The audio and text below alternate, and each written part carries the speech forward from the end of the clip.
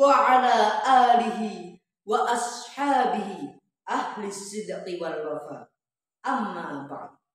Dewan Hakim yang arif dan bijaksana, serta para generasi bangsa yang berbahagia.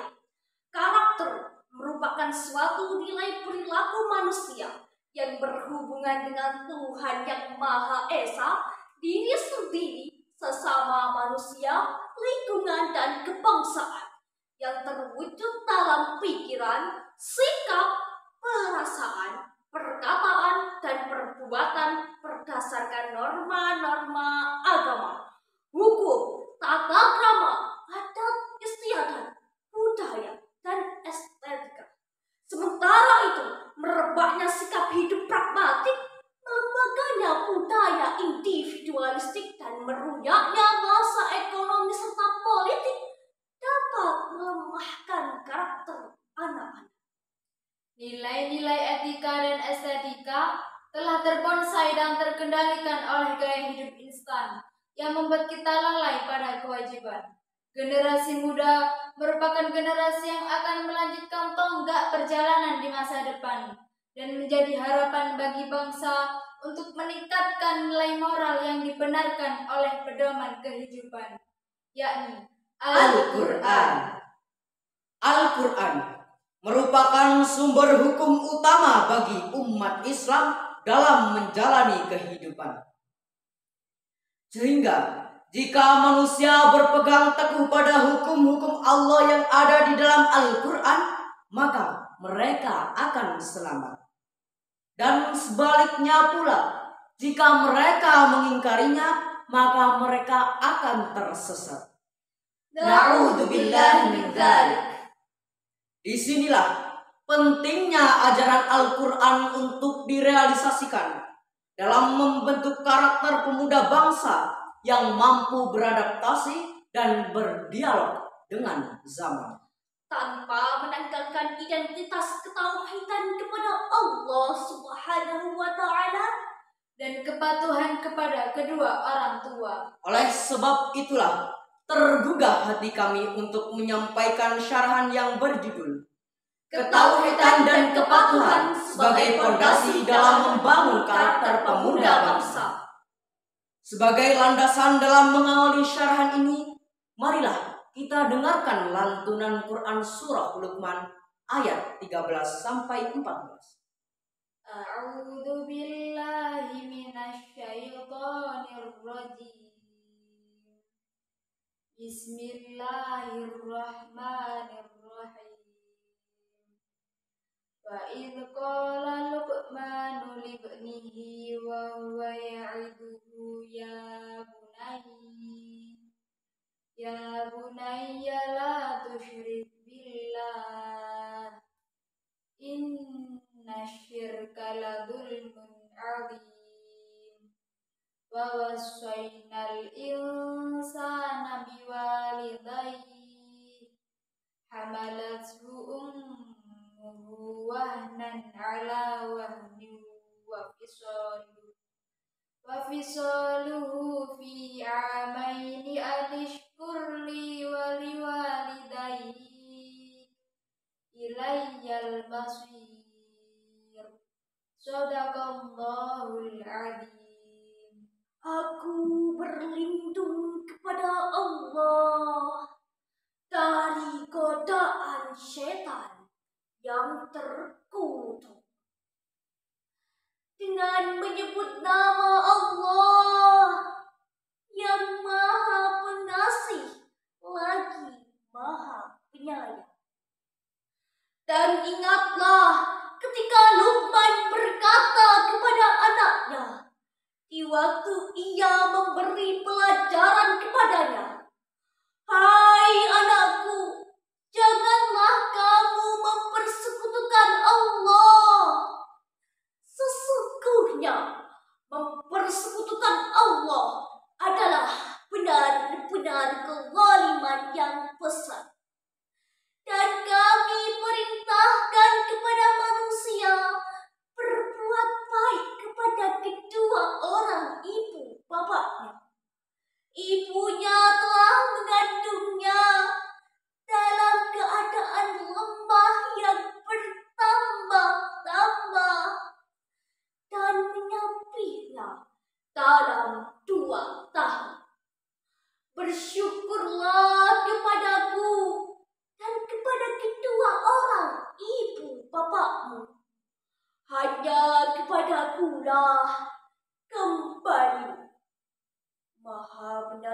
Allah yang Maha Agung.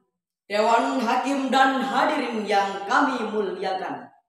Adapun sebab turunnya ayat ini, para mufassir berpendapat bahwasanya ayat ini turun terhadap permasalahan Sa'ad bin Abi Waqqas. Tatkala dirinya memeluk Islam, ibunya berkata kepadanya, "Wahai Sa'ad, telah sampai informasi kepadaku bahwasanya engkau telah condong kepada agama Muhammad. Demi Tuhan, aku tidak akan berteduh dari teriknya matahari dan angin yang berhembus. Aku tidak akan makan dan aku tidak akan minum selagi engkau belum mengingkari Muhammad dan kembali kepada agamamu sebelumnya." Sa'ad adalah anak lelaki yang dicintainya, namun ia enggan untuk hal itu. Dan ibunya melakukan hal tersebut selama 3 hari. Dalam keadaan tidak makan, tidak minum, tidak pula berteduh dari teriknya matahari. Sehingga Sa'ad pun mengkhawatirkannya. Lalu Sa'ad pergi menemui Rasulullah SAW dan mengadukan sikap ibunya kepada beliau. Kemudian turunlah ayat ini. Ibnu Katsir dalam tafsirnya juz 6 halaman 401 menjelaskan bahwasanya Luqman menasehati anaknya sebagai buah hatinya tentang sesuatu yang paling utama dari pengetahuannya, yakni menyembah Allah semata dan mengingatkannya bahwasanya syirik adalah kezaliman yang paling besar. Buya Hamka dalam tafsir Al-Azhar juz 7 halaman 5566 menjelaskan bahwa syirik adalah kezaliman yang paling besar karena ia memperbodoh diri sendiri.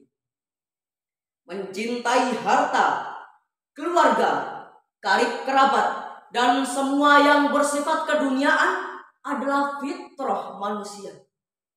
Namun, manusia dituntut untuk memberikan porsi cinta yang lebih kepada Allah Subhanahu wa Ta'ala dan juga Rasul-Nya. Oleh sebab itulah, larangan untuk menyekutukan Allah dan perintah untuk mengimaninya menjadi prioritas utama bagi Luqman Al-Hakim dalam membangun kepribadian anaknya. Karena dengan pondasi iman yang kuat, seseorang akan memiliki karakter yang tangguh dalam menjaga eksistensi suatu bangsa.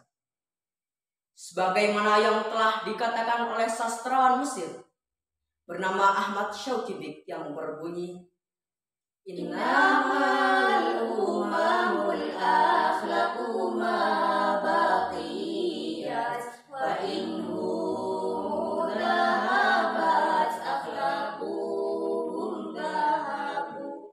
Kelangsungan eksistensi suatu bangsa tergantung kepada akhlaknya. Sehingga jika akhlaknya rusak, maka binasalah bangsa tersebut bersama dengan rusaknya akhlak mereka. Dewan Hakim dan hadirin yang kami hormati, pembangunan karakter yang berlandaskan iman kepada Allah Subhanahu wa Ta'ala sebagai Tuhan telah meniscayakan kepatuhan kepada kedua orang tua. Karena merekalah yang menyampaikan kita menjadi lantaran kita ke alam dunia. Sebagaimana yang telah tercantum dalam Quran surah Luqman ayat 14. Wa wassaynal insana biwalidayhi. Dan kami perintahkan manusia berbuat baik kepada 2 orang ibu bapaknya. Kata wassayna berarti kami wasiatkan. Dalam artian ayat ini, Allah Subhanahu wa Ta'ala memerintahkan manusia untuk senantiasa menghormati dan memuliakan kedua orang tuanya.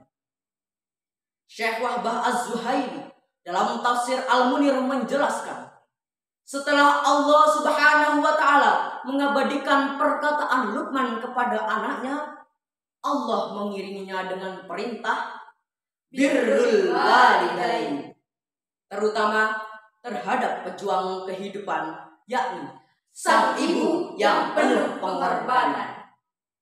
Sesuai dengan Quran Surah Luqman ayat 14 yang berbunyi, Hamalathu ummuhu wahnan ala wahnu wa fisaluhu fi amain. Ibunya telah mengandungnya dalam keadaan lemah yang bertambah-tambah dan menyapihnya dalam 2 tahun. Kata Wahan, menurut Mujahid, berarti penderitaan mengandung seorang anak. Menurut Qatadah, berarti kepayahan yang berlebih-lebihan. Sedangkan menurut Atha al-Qurasyani adalah lemah yang bertambah-tambah. Firman Allah ini secara khusus menggambarkan betapa besarnya kepayahan seorang ibu tatkala mengandung anaknya dan menyusuinya selama 2 tahun. Lantas, bagaimana bisa seorang anak tidak mau berbakti kepada kedua orang tuanya, terlebih kepada ibunya?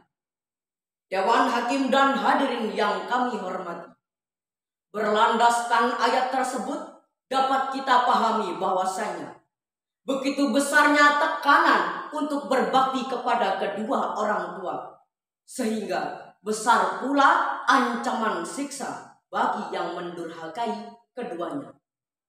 Sebagaimana yang telah disabdakan Rasulullah sallallahu alaihi wasallam, kullu dzunubi yu'akhirullahu ta'ala ma syaa ila yaumil qiyamah illa uquqal walidain. Fa innallaha yu'ajjiluhu li sahibihi fil hayatid dunya qabla al-mamat. Setiap dosa ditangguhkan Allah Subhanahu wa taala balasannya sesuai dengan kehendaknya sampai hari kiamat. Kecuali dosa durhaka kepada kedua orang tua, maka sesungguhnya Allah Subhanahu wa taala menyegerakan balasan bagi pelakunya dalam kehidupan dunia sebelum mati. Kepribadian seorang anak merupakan hasil bentukan dari kedua orang tuanya.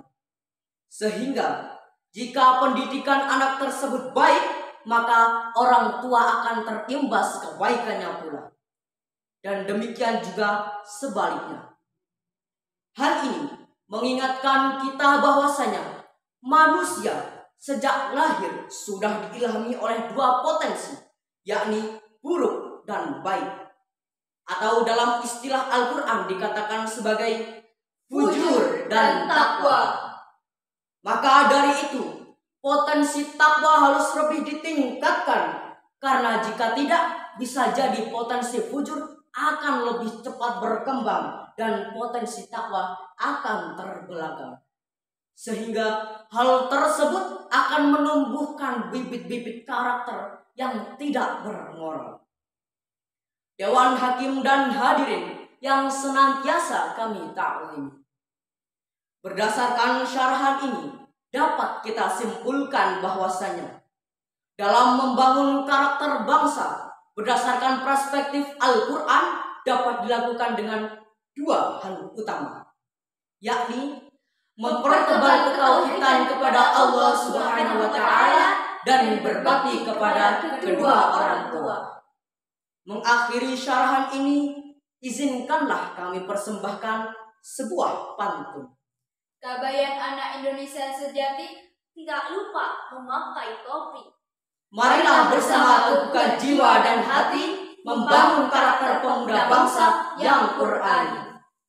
Billahi taufiq wal hidayah, war ridha wal inayah.